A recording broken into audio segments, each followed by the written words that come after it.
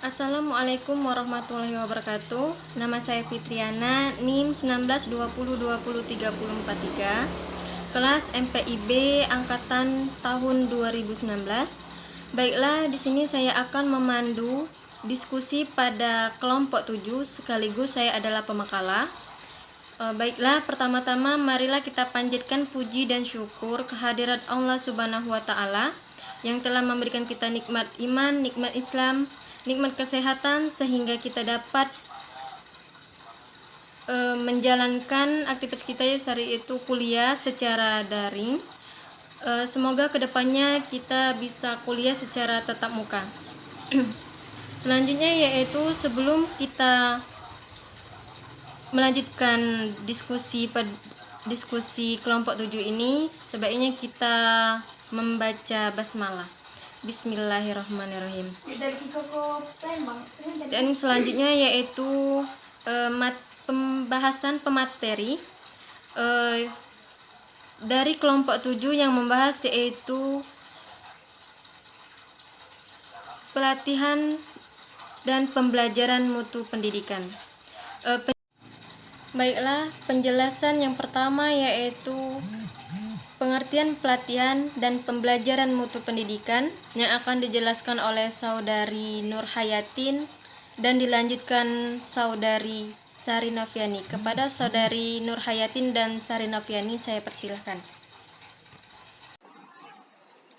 Assalamualaikum warahmatullahi wabarakatuh. Nama Nur Hayatin, NIM 19303114. Baiklah, terima kasih moderator. Identitasnya saya akan menjelaskan materi tentang pengertian pelatihan dan pembelajaran mutu pendidikan. Memberi pelayanan pendidikan sepanjang hayat kepada masyarakat, muncullah berbagai konsep mengenai pendidikan non-formal untuk diselenggarakan. Banyak pihak yang membahas mengenai pendidikan non-formal yang dianggap sebagai pendidikan yang mampu memecahkan berbagai masalah layanan pendidikan masyarakat. Salah satunya dengan kegiatan pelatihan. Istilah pelatihan tidak terlepas dari latihan karena keduanya mempunyai hubungan yang erat. Latihan adalah kegiatan atau pekerja pelatihan untuk memperoleh kemahiran atau kecakapan, sedangkan tujuan kegiatan pelatihan untuk meningkatkan pengetahuan dan keterampilan seorang, agar mereka yang dilatih mendapat pengetahuan yang diinginkan mengikut kegiatan pelatihan. Berulang kali, pelatihan dimaksud untuk memperbaiki kinerja yang langsung berhubungan dengan situasinya.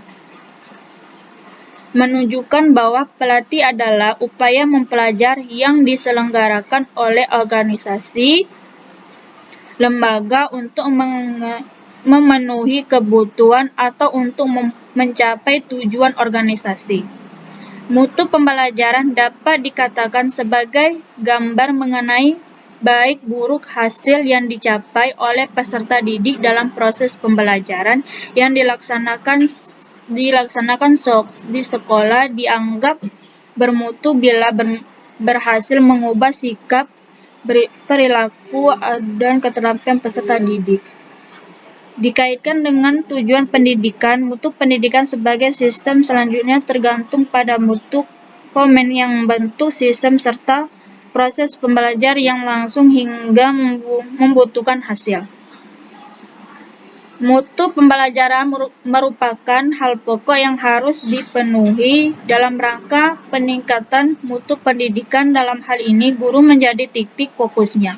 Berkenaan dengan ini, Suhandan mengemukakan pembelajaran pada dasarnya merupakan kegiatan akademik yang serupa interaksi komunikasi antara pendidikan dan peserta didik. Proses ini merupakan sebuah tindakan memprofesional yang tertumbuh pada kaidah-kaidah ilmiah. Aktivitas ini merupakan kegiatan guru dalam mengaktifkan proses pembelajaran peserta didik dengan menggunakan berbagai metode pembelajaran. Terima kasih moderator atas Wassalamualaikum warahmatullahi wabarakatuh. Sistem selanjutnya tergantung pada mutu komen yang membentuk sistem serta proses pembelajar yang langsung hingga membutuhkan hasil. Mutu pembelajaran merupakan hal pokok yang harus dipenuhi dalam rangka peningkatan mutu pendidikan. Dalam hal ini, guru menjadi titik fokusnya. Berkenaan dengan ini, Suhandan mengemukakan pembelajaran pada dasarnya merupakan kegiatan akademik yang serupa interaksi komunikasi antara pendidikan dan peserta didik. Proses ini merupakan sebuah tindakan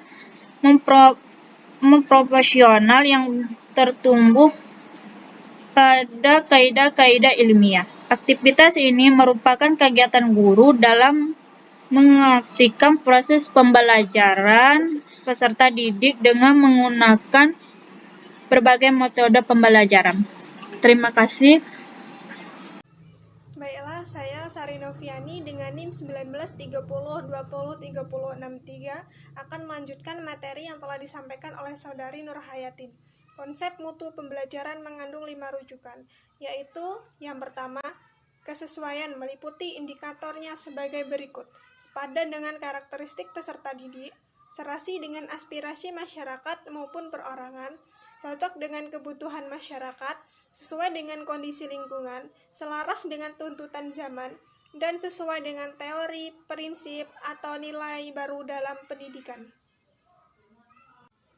Selanjutnya, yang kedua, pembelajaran yang bermutu juga harus mempunyai daya tarik yang kuat. Indikatornya yaitu meliputi kesempatan belajar yang tersebar, dan karena itu mudah dicapai dan diikuti. Isi pendidikan yang mudah dicerna karena telah diolah sedemikian rupa. Kesempatan yang tersedia yang dapat diperoleh siapa saja dan pada saat yang diperlukan. Pesan yang diberikan pada saat dan peristiwa yang tepat. Keterandalan yang tinggi, terutama karena kinerja lembaga dan klan lulusan yang menonjol. Keanekaragaman sumber baik yang dengan sengaja dikembangkan maupun yang sudah tersedia dan dapat dipilih serta dimanfaatkan kepentingan belajar. Klan suasana yang akrab, hangat, dan merangsang pembentukan kepribadian peserta didik yang baik. Selanjutnya, yang ketiga, efektivitas pembelajaran seringkali diukur dengan tercapainya tujuan, atau dapat pula diartikan sebagai ketepatan dalam pengelolaan suatu situasi, atau doing the right things. Pengertian ini mengandung arti bersistem atau sistematik, yaitu dilakukan secara teratur, konsisten, atau berurutan melalui tahap perencanaan, pengembangan, pelaksanaan, penilaian, dan penyempurnaan sensitif terhadap kebutuhan akan tugas belajar dan usaha untuk tercapainya bertolak dari kemampuan atau kekuatan mereka yang bersangkutan seperti peserta didik, pendidik, masyarakat, dan pemerintah. Selanjutnya, yang keempat, efisiensi pembelajaran dapat diartikan sebagai kesepadanan antara waktu, biaya, tenaga yang digunakan dengan hasil yang diperoleh atau dapat dikatakan sebagai mengerjakan sesuatu dengan benar.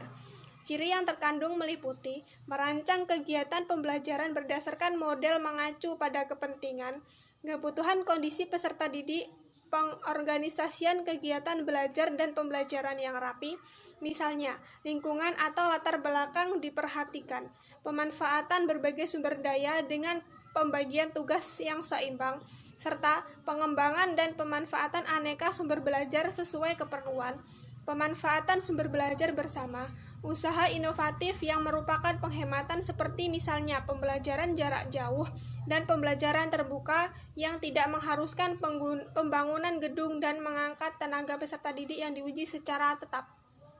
Selanjutnya, yang terakhir, produktivitas pada dasarnya adalah keadaan atau proses yang memungkinkan diperolehnya hasil yang lebih baik dan lebih banyak. Produktivitas pembelajaran dapat mengandung arti perubahan proses pembelajaran, atau dari menghafal, mengingat, menganalisis, dan mencipta. Penambahan masukan dalam proses pembelajaran, atau dengan menggunakan berbagai macam sumber belajar. Peningkatan intensitas interaksi peserta didik dengan sumber belajar, atau gabungan ketiganya dalam kegiatan pembelajaran, sehingga menghasilkan mutu yang lebih baik.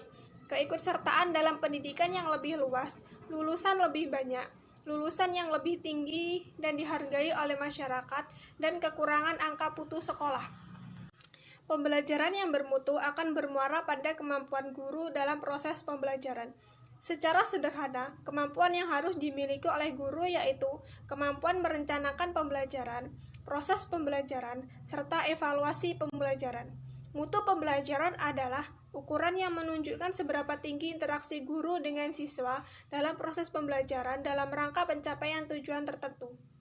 Dalam proses pembelajaran yang bermutu terlibat berbagai input pembelajaran, seperti siswa, yang berupa kognitif, efektif, atau psikomotorik. Bahan ajar metodologi yang meliputi bervariasi sesuai kemampuan guru, sarana sekolah, dukungan administrasi dan sarana prasarana, sumber daya lainnya, serta menciptakan suasana yang kondusif. Mutu pembelajaran ditentukan dengan metode, input, suasana, dan kemampuan melaksanakan manajemen proses pembelajaran itu sendiri. Mutu proses pembelajaran akan ditentukan dengan seberapa besar kemampuan memberdayakan sumber daya yang ada untuk siswa belajar secara produktif. Manajemen sekolah.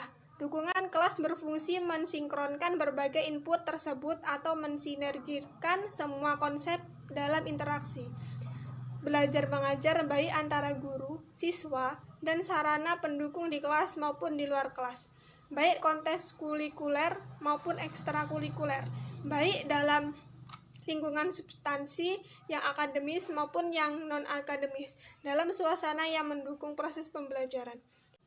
Demikian tadi materi yang dapat saya sampaikan. Terima kasih. Untuk materi yang selanjutnya akan disampaikan oleh Saudara Leo. Materi selanjutnya yaitu fungsi pelatihan dan pembelajaran mutu pendidikan yang akan dijelaskan oleh Saudara Lewaldi. Kepada Saudara Lewaldi saya persilakan. Assalamualaikum warahmatullahi wabarakatuh. Waalaikumsalam warahmatullahi wabarakatuh. Ya, terima kasih kepada teman-teman yang mungkin menjawab salam saya dalam hati. Mudah-mudahan masuk ke dalam surganya Allah Subhanahu wa taala. Baiklah, pada hari ini saya akan melanjutkan presentasi dari makalah kami di bagian B tentang fungsi pelatihan dan pembelajaran mutu pendidikan. Pelatihan pada hakikatnya merupakan jawaban terhadap permasalahan yang dihadapi oleh individu atau sekelompok orang dalam memperoleh dan meningkatkan kemampuan-kemampuan yang diperlakukan untuk melakukan suatu pekerjaan.